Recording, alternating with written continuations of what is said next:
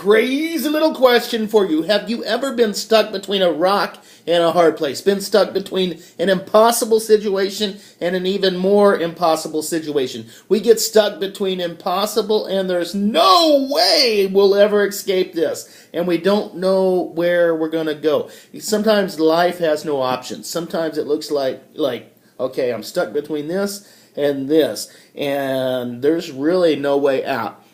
That's where Moses and the Israelites were at in the Exodus chapter 14. I love just Moses and the Israelites. It kind of sounds like a Motown group.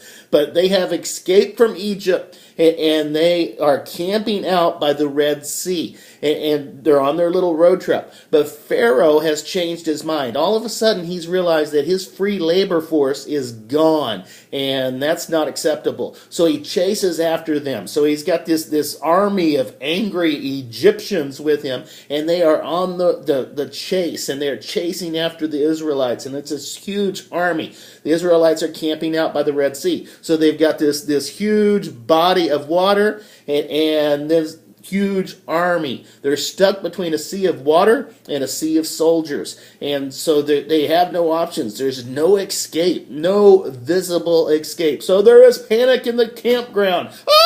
They are going crazy. Things do not look good for the home team. And people are freaking out. They are going nuts. And they're like, Moses, why did you even bring us out here? You should have just left us in Egypt where we were slaves. And Moses is like, hey, in verse 14, he's like, the Lord himself will fight for you. Just stay calm. And then in verse 15, the Lord tells Moses to tell the people to get moving. Now, this was before God parted the sea. He tells them, start moving before he does anything. Start moving.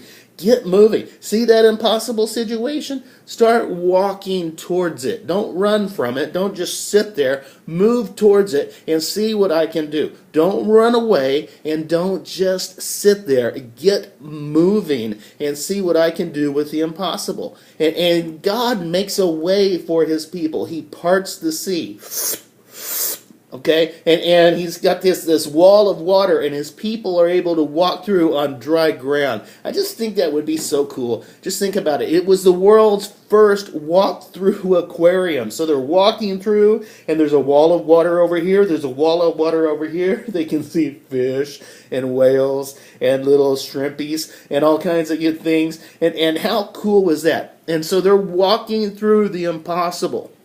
God makes a way for his people to walk through the impossible, but he tells us to possess an act of trust. Don't just sit there. Don't run from the impossible. Realize that God is going to fight for you and walk towards the impossible, okay? Have an act of trust. We trust in God, but a lot of times our trust is passive, and we just kind of, we trust in God, but we're just going to sit here and just let him do his thing.